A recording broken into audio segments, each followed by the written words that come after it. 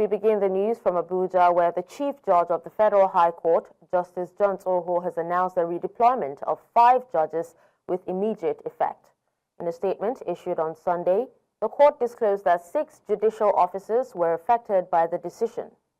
The judges include Justice M.G. Umar from the Enugu Judicial Division, who has now been reassigned to the Abuja Division, while Justice Tijani Garba has been transferred from Gombe to Yola. Similarly, Justice Segun Bello, previously serving in the Abakaliki Division, has been moved to Enugu, and Justice Bala Khalifa Muhammad Usman has been reassigned from Yola to the Okwa Division, while Justice Amina Aliyu Muhammad will take over in the Gombe Division after her redeployment from Oka. She assured litigants and lawyers that there is no need to worry about their cases before Justice Eko's court, whose suspension stemmed from allegations of delivering rulings without hearing the party involved. Other judges who got suspended by the NJC includes Justice Aminu Baffa Aliyu of the Zamfara Division for 1 year without pay, placing him on a 3-year watch list, during which he is barred from elevation. A senior advocate of Nigeria, SAN Muhammad Ndarani Muhammad, joins me from Abuja to evaluate NJC's decision to suspend judges and the redeployment of judges by the Federal High Court. Leonard Silk, you're welcome, SAN Muhammad. Thank you for joining us on the news. Thank you very much. It's a pleasure. Thank you, it's my pleasure. Now, let's start with having your views on the suspension of some judges by the NJC. Does this come to you as a move capable of depleting the trust deficit in the judiciary?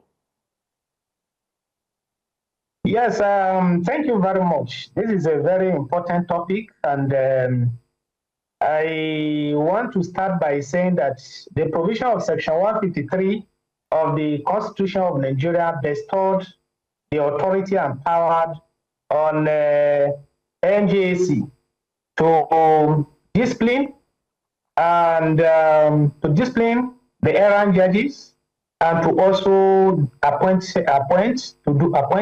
and then the discipline of errant judges.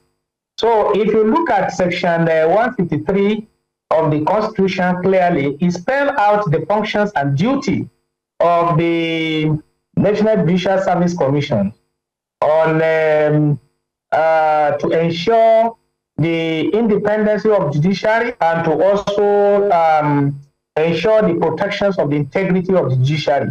So if and the chairman of the or chairperson of the NJC is bestowed in the Constitution as the any substantive Chief Justice of Nigeria.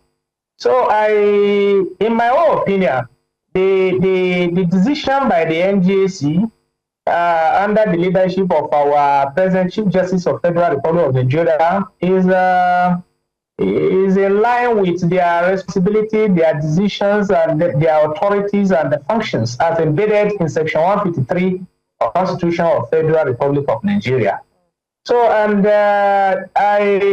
in my own opinion, I so much had a confidence in the leaderships and the style of the present Chief Justice of the Federal Republic of Nigeria. Okay, because, if you can hear me, just can you tell us how you feel as a senior legal practitioner, see judges defile the sacred temple of justice as proven by the suspension handed down to them?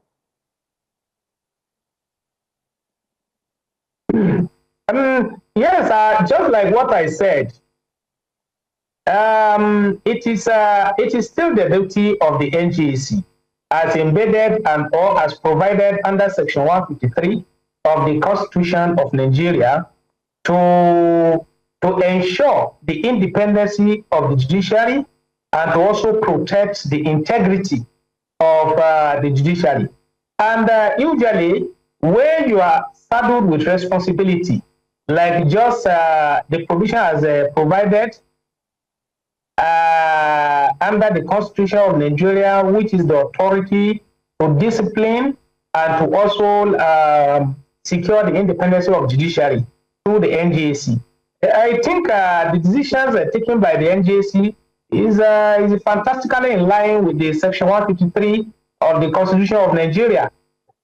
So, and by the time that is done, it will what we call showcase and protect the interests of the independence of judiciary and the integrity of judiciary, and then it will restore the confidence on the masses, on the citizens of the country that actually once there are things that is done which is wrongly done in terms of education, there will be sanctions or discipline.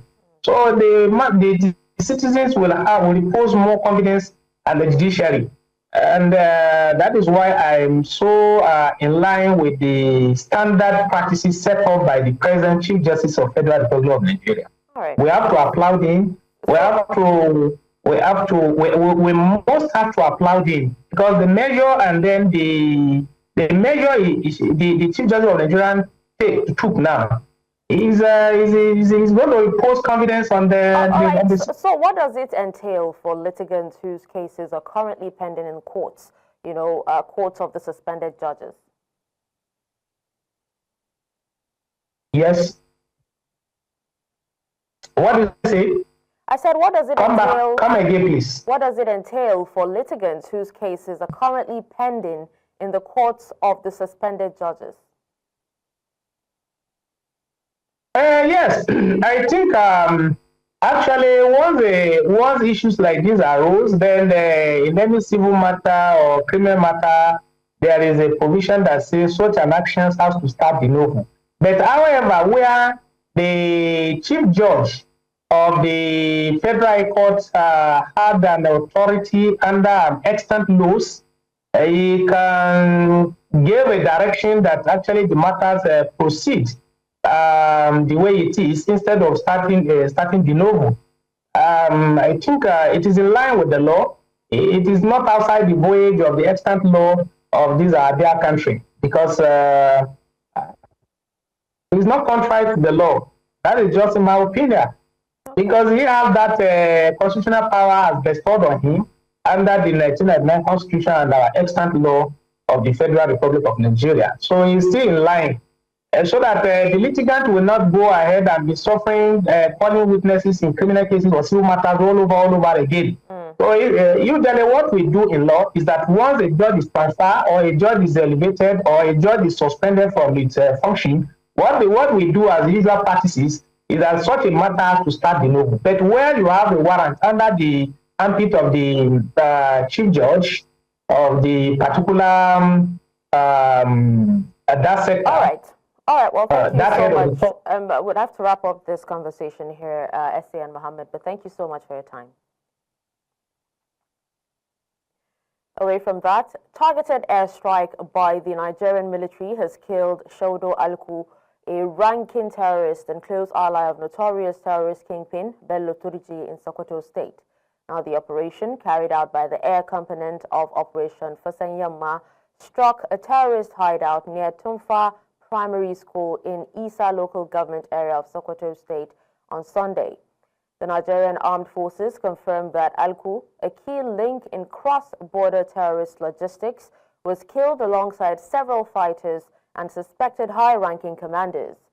According to intelligence reports, Alku had crossed into Nigeria from Niger Republic to attend a clandestine strategy meeting convened by Turji's network. The statement added that mop-up operations were ongoing and efforts were being intensified to apprehend fleeing terrorists.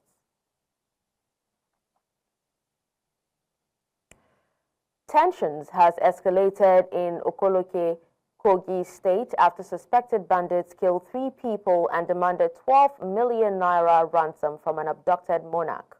Now, Chief Pa Dada James Ogunyonda, a nonagenarian ruler, was kidnapped from his palace on Thursday. On Saturday, 2 vigilantes and a telecom worker inspecting a mast were shot dead by the assailants. The bandits had earlier demanded 100 million naira, later reduced to 12 million naira after being told of the monarch's poor health. A community resident expressed outrage over government inaction and the absence of police presence. Local officials say rescue efforts are underway, but the Kogi State Police Command has yet to comment on the killings.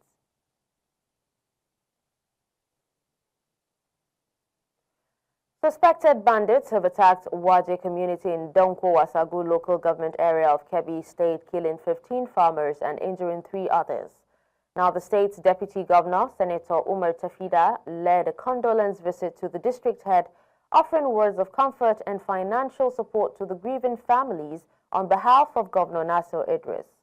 Describing the gesture as a modest show of solidarity, Tafida pledged continued government support.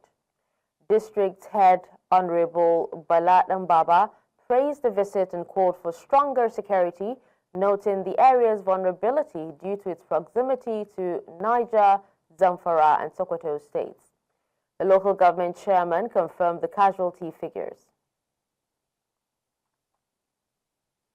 For more on this security situation in some parts of the north, I'm joined by a security and cyber risk expert, Mr. Edgar. Welcome to the news, Mr. Edgar. Good afternoon. My pleasure to join you this afternoon. Good afternoon. Now, can you tell us what does this attack tell us about the current state of security in Kebbi, Kogi, and nearby states? Well, the situation in Kebbi has been there. I think it's been growing. Even from last year, we have been looking at the scenarios in that state. Because of, it's like they have a leading access from other or west, northern, northwest regions to that area. And I think that is affecting the community. You will take, for instance, Kebbi has been very much involved in farming and production of rice in this country for the past few years. And some of these activities that are coming in, I don't know, I think the strategy these people are using is to ensure that they discourage kind of livelihood in Nigeria, especially in the north, where we have some of these things coming in. So the situation in the north, especially the northwest, has not been favorable, has not been good at all. But we still see that the military are trying their best. In Kogi State have been on the watch list for a long time. Their acts are always violent. Now, from the analysis of where the elderly headman, the elderly statesman in the state or the local government was carried, the James was taken, we will analyze that if an attack takes place in the comfort of my home, so in this case he was taken from his house, I can say that that's a planned attack. It is a planned attack. From insider with the outsiders doing their job to get that man, whatever they have, they want to get the ransom from him. But if an attack happens like in a farmland or in a place where you are just on your way to somewhere, it is always attributed to your own carelessness. But in the case of this James, it was a planned attack. And so when attack continually repeats in a particular area, we will say that there's a weakness. There's a weakness in that area. Probably there's a collusion by some individuals that try to make that place very uncomfortable. All right. Now, speaking of weakness, you know, the weakness being in a particular area, is that the reason why you think bandits keep attacking places like, you know, where Pa James was taken, that's Okoloke? And what does this say about how well our security is working in some of these rural areas?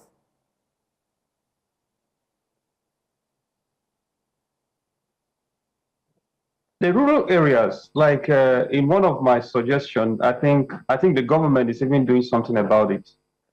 They have to incorporate these vigilantes. There's no how the police can meet up. There's no how the military can do it alone. They don't even have the technology to monitor these areas, especially in their bushes, their forests. So they have to integrate these community people, train them, take a good biometric of these individuals, and then give them details on how they need to collaborate with the government forces. This is how they can properly police their environment. Community policing is essential at this point that we are. The police cannot have the manpower. The military won't have the manpower. So the community heads have to mobilize. They have to organize their own security, government of the day in their states, and begin to train these individuals. do background checks on them, and then give them tax. They know their forest, they know their terrain, they know how to gather the intelligence, the newcomers, they know people who trade in they have all the information. So we don't have to leave this community, they have to engage community leaders as much as the government is involved fighting from the higher level. Okay, but Mr. Edgar, some people actually say that some of these soldiers are harassing locals instead of protecting them. How can the government then fix this and make people trust the security forces?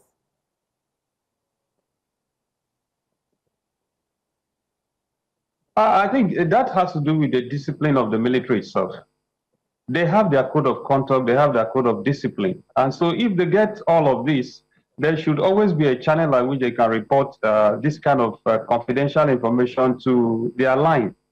So the community should have this way of reaching out to the government. But I believe that every well-trained soldier, they are disciplined in terms of these violations. All right.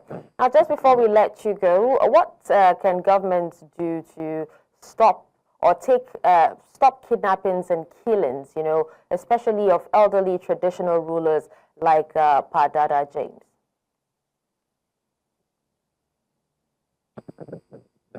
Well, I think they have to enhance their own private security. It's very essential. Most of these leaders of today, especially the community leaders, they all depend on government. I think in the past where we had no government, there was a way at which people provided security for themselves.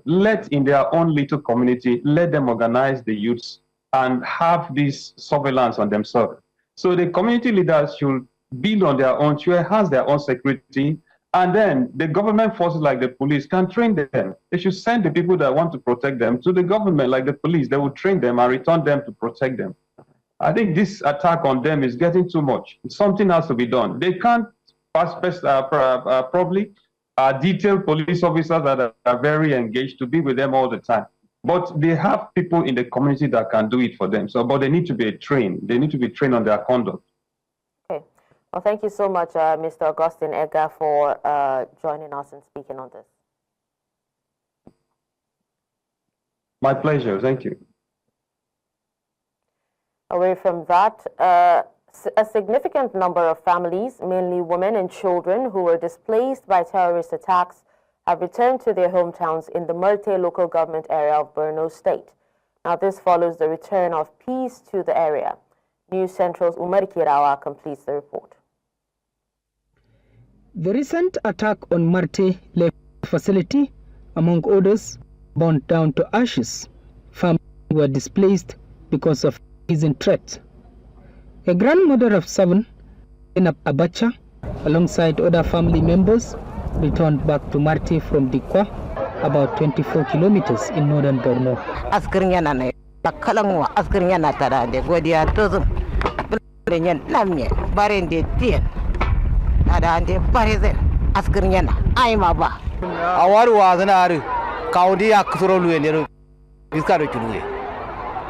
Suro amnu solu da zana da daban napte baro da wonte ke kulu ne akusa ni do mongono ke na darba luende amma hu yar wote le ya luwe baro.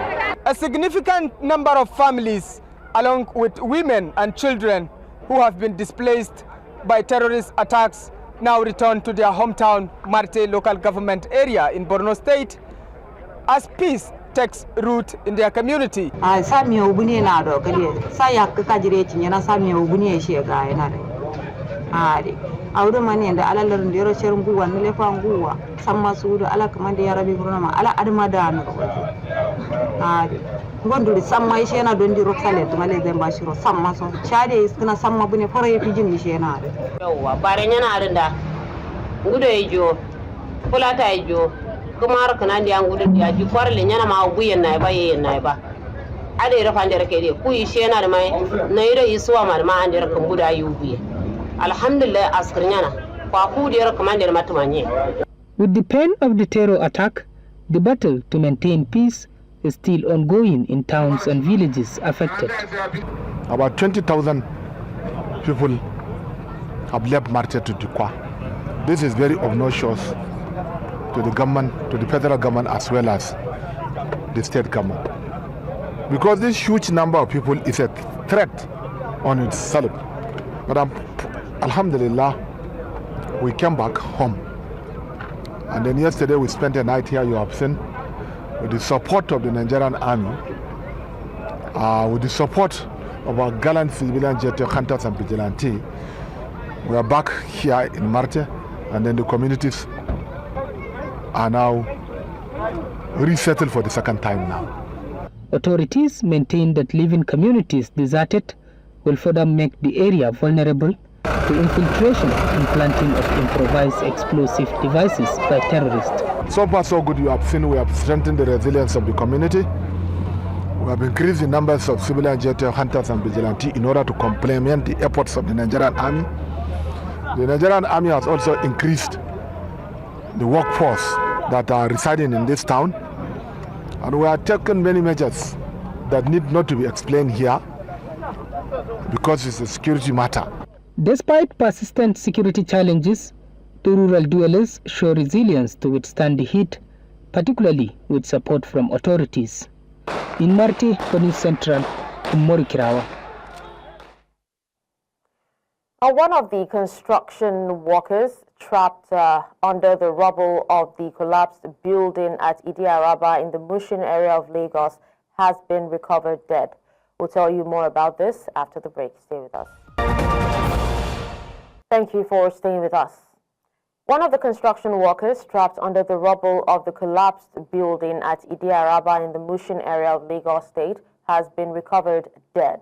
Now, the one-story building, which was under construction, came down around 3:30 p.m. on Sunday, trapping an unspecified number of people beneath the debris. The coordinator of the National Emergency Management Agency Lagos Territorial Office, Ibrahim Farinloye, confirmed the development in a statement. 3 persons had been rescued while efforts were ongoing to reach others still trapped. Our correspondent, Igbalani Omoni, was at the scene of the incident. Let's bring you his findings. So we're here at Mushin Idi Araba, to be precise. This is number 96 Ishaga Road, and just behind me you can see the rubbles of a collapsed building. It's said to be a one-story building given to a developer. It's still under construction at the time it's collapsed. Moreover, the developer, according to information we got, decided to add one more layer of a story on it. And if you look at this iron rod that is being used to power, if I can use that word, or to lift an extra deck of building on it, you can see the texture. I can feel it here. You can't feel it, but of course I can see it here. That we want to put an extra layer of building on, and some people are saying that's the reason why the building collapsed. What happened yesterday is that this very building collapsed around after 3 yesterday. After 3, I was throwing my friend going to the bus stop when I heard the building collapse of the building here.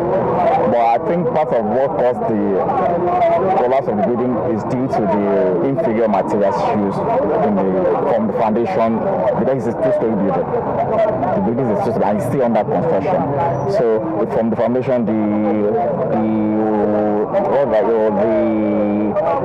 foundations, the rod, and everything is very much inferior to what is expected to be used. That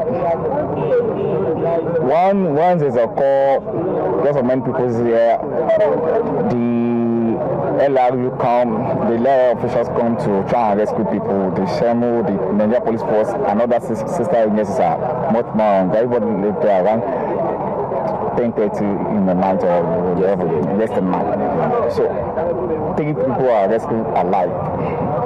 One was dead as at the time of rescue.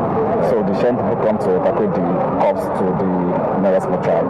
The first developer that started the house, well, maybe it's a money problem between the families or whatever thing. We just noticed that they have left the foundation for more than 5 years as at a foundation level then, before they come bring another developer. That one just come and begin to do skeleton pillars and beams. I even told my colleague that this house is very, very dangerous the way they are doing it.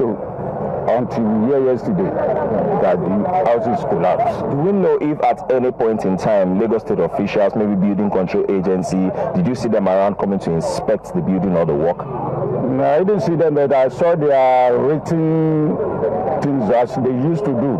Laughter with the date of occupancy. I've never set my eyes on them, but I saw their handwriting or the thing that they used to cover the place. But immediately the thing happened, they all gathered here yesterday for the rescue of the people that injured.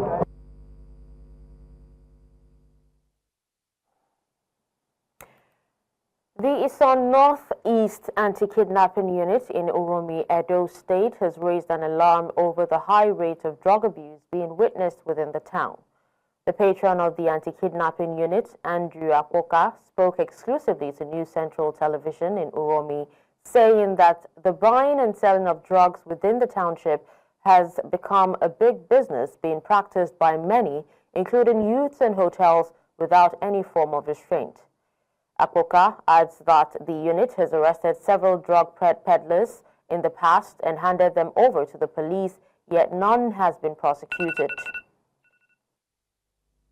Claims illicit drug use for the high rate of crime in the town, saying that it fuels violent crimes and kidnapping, and calls on the federal and state government to act decisively to end the menace. Is the biggest, number one, after drug kidnapping. The problem we have in town now, after drug kidnapping, anything you do revolve around drug. Not be Beau at the top. This one they call it Beau. What I call it, the one they say is loud. The one they say is colos. Ice. All those drugs, they are a billion business in Uromi. Okay. If there is hardly any hotel in Uromi where drug is not being sold freely, I can swear to that. So we are fast losing hope. We are even thinking we are no longer part of this system because nothing works here. When I say nothing works here, I mean as regard law enforcement. It's like NDLEA does not exist. The World Bank and several key partners have called for policies that will level the playing field for women in the nation's procurement process, ensuring a 35% affirmative action for women to encourage their participation and empower their businesses. This was during its affirmative procurement conference in Abuja with the theme, Scaling Up Impact, Women's Economic Empowerment Through Affirmative Procurement. The deliberations at the conference initiated national conversations and commitments around gender-responsive procurement with an aim at creating greater access to procurement opportunities for women-owned and led businesses in the country. It's a long-term agenda the World Bank has for the future of women in Nigeria. They are collectively building a future where procurement system works equally for all entrepreneurs regardless of their genders. In an industry where 30% of women contribute to the national GDP, and we have just 1% of women playing in the public procurement space, that's a problem. That is not equity. That is not equality. Together, we are not just imagining a more inclusive procurement system, we're actually building it. It's not just about numbers or contracts that are awarded. It's about shifting mindsets. It's about rebuilding trust. It's about creating an economy that reflects the diversity and potential of its people. No woman can function completely until she's completely happy. Sexual, gender-based violence is a very significant place where women are impacted and are completely depleted in scaling up. Away from that, there is the notion in some quarters that the boy child is increasingly being overlooked. Now, while significant progress has been made in empowering the girl child, there are growing concerns about the seeming neglect of boys. However, boy advocates highlight the challenges of the boy child while calling on society for balanced gender empowerment and protection of the boy child. News Central's Omolola Ololade has more in this report. In recent years, the world has been so immersed in closing the gender gap and creating better opportunities for the girl child at the expense of the boy child, whom have been neglected due to societal movement for gender equity and balance. So just look at your neighbor. This imbalance is evident in most Nigerian classrooms, as many of these boys drop out of school, forcing them to take to the streets. It is on this premise that a boys' advocacy group brought together boys between the ages of 11 to 18 across different secondary schools in Lagos to inculcate the right values needed to thrive in today's world. It's a call to address the systemic neglect of the boy child in policy, in education, and in societal discourse by providing a platform for dialogue, a platform for mentorship, and skills development. We aim to equip our boys with the tools that they require to be able to navigate the complexities of modern life and to become agents of positive change. I hope you know 2 out of 10 boys have been sexually abused before the age of 18. But these cases are underreported because we're not paying attention to it. So the first thing I need us to do is, it has to be ingrained in our culture that raising boys is something that we must do. Else, the girls you are building and raising, there won't be future for them. However, boy advocates emphasize that boys are not born whole, as society portrays them to be. Rather, they are built whole. Hence the call on parents, particularly mothers, to take on the responsibility of nurturing their boys into future responsible men. You don't drift into manhood. Read my lips. You don't arrive or just find yourself in manhood. You grow into it with guidance, with faith, and with fire, just as we're here to do today. Now, let me now speak to people who shape boys. To every boy mom, boy dad, board members of this platform, teacher, mentor, policeman who are here today, boys are not born whole, they are built whole.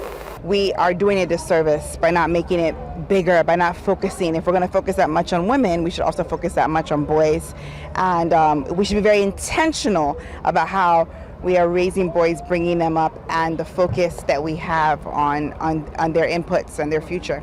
The boy child is not a problem to be solved, but a potential to be nurtured. Hence, addressing their challenges becomes a priority to all relevant stakeholders. As the country strives for gender equality, there is a need to ensure no child is left behind.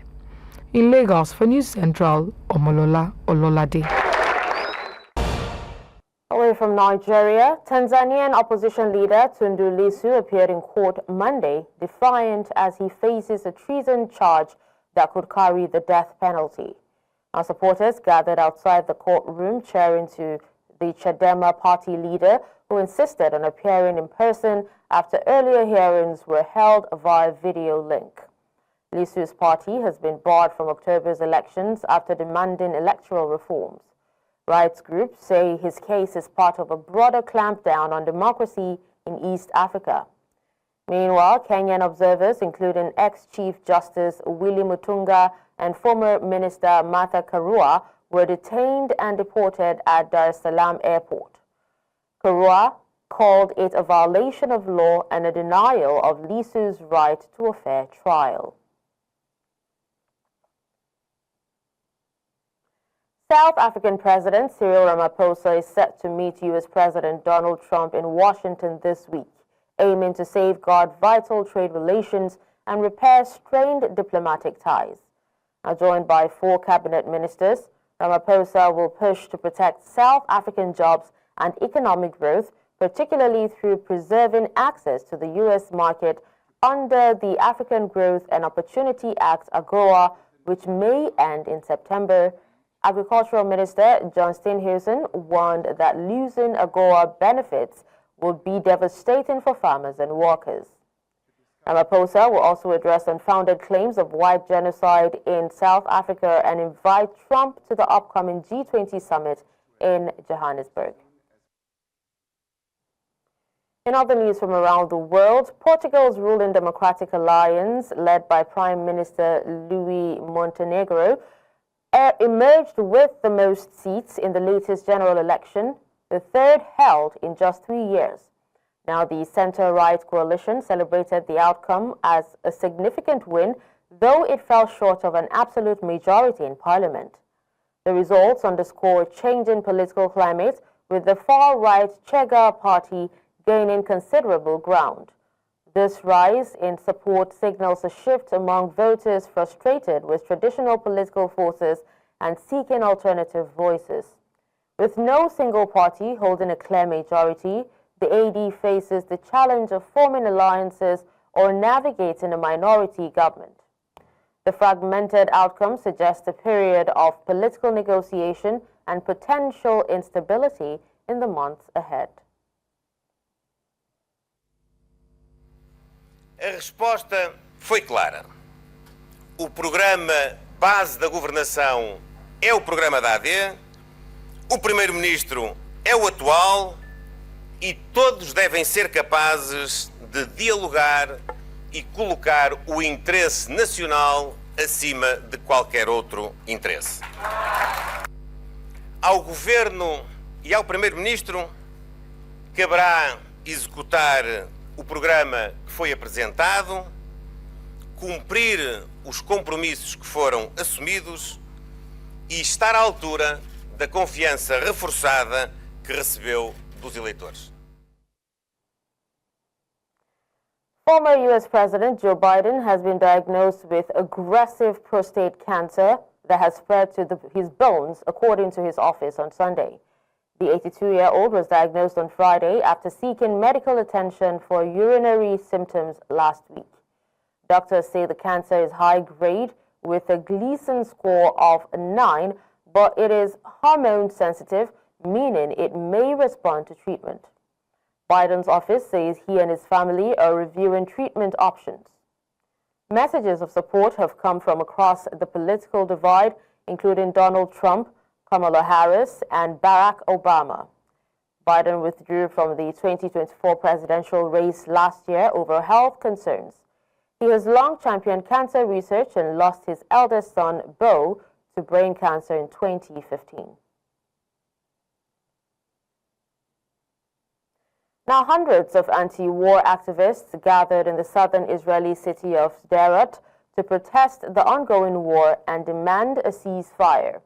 The demonstrators marched towards the Gaza border, calling for an end to the violence and urging the government to prioritize reaching a hostage deal. The protest was organized by local peace groups who seek to promote dialogue and push for a peaceful resolution to the conflict. As the group neared the restricted area near the Gaza border, Israeli police intervened to prevent them from advancing further. The situation quickly escalated, resulting in confrontations between the protesters and law enforcement. Several participants were arrested during the clashes, reflecting growing internal tensions and public frustration with the continued war and humanitarian toll. And the idea is to march from here, from Sderot, to the border with Gaza with a very clear message. We want to stop this horrible war, and we demand our government to achieve a hostage deal and a ceasefire in order to save lives, Israeli lives and Palestinian lives, end this horrible war and destruction of Gaza, and starting to advance toward real Palestinian-Israeli peace.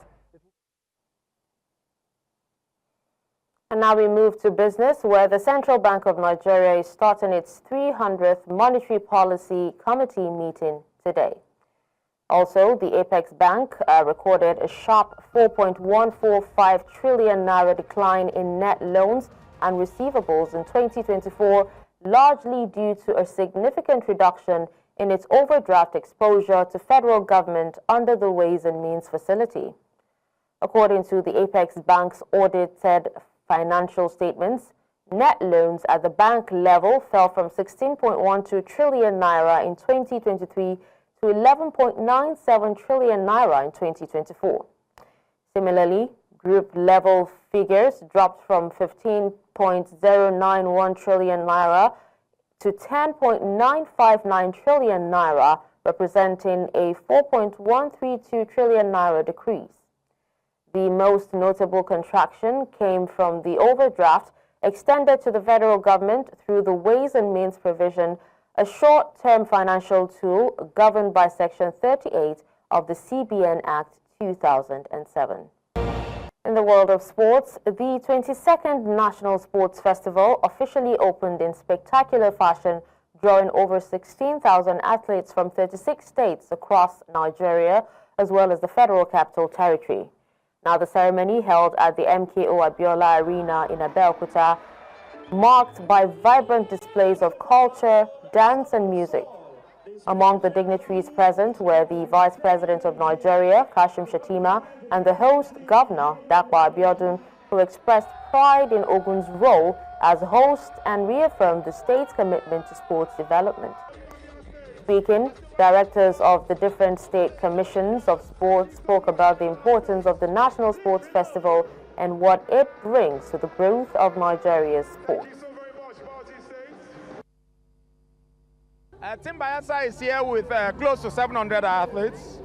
Of course, we are here for an opportunity to be on the podium. What we want to do is have a keen competition. One state winning it all the time can get monotonous, so we want to provide good competition for the likes of Delta, for Edo, for Rivers, for Ogun State, for Lagos. The event signals the start of 2 weeks of intense competition across various sporting disciplines as athletes vie for glory and national recognition. Still talking sports, invited junior athletes Amarachi Chijioke and Scholastica Tekumbo, impressed at the 22nd National Sports Festival in Ogun State, outperforming elite competitors in the 45 kg women's weightlifting event. Chijioke won 2 gold medals in the clean and jerk and total lift categories, while Tekumbo secured a bronze in clean and jerk. Their achievements highlight the success of the Invited Junior Athletes Initiative, which brings over 100 teenage athletes nationwide to compete in 9 sports. Designed by the National Sports Commission, the program helps young talents develop by competing against seasoned athletes. Other events such as Kung Fu, badminton and deaf badminton also commenced across venues in Shagam, Ikene and Abeokuta, marking a vibrant start to the festival's competitions.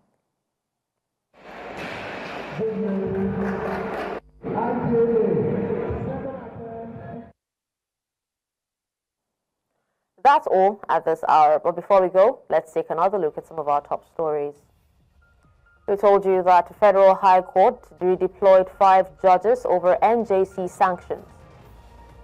We also told you that Nigerian army has killed top insurgents in targeted airstrikes. Finally, we told you that Tanzanian opposition leader Tundu Lissu appeared in court to face treason charge. Remember, you may send your eyewitness report to the WhatsApp number on the screen. Do follow us on social media. We are at News Central TV. You can watch News Central live on DSTV channel 422, GoTV channel 23, Star Times channel 274, Avo TV, and YouTube. Many thanks for watching. I'm Darshan Usman.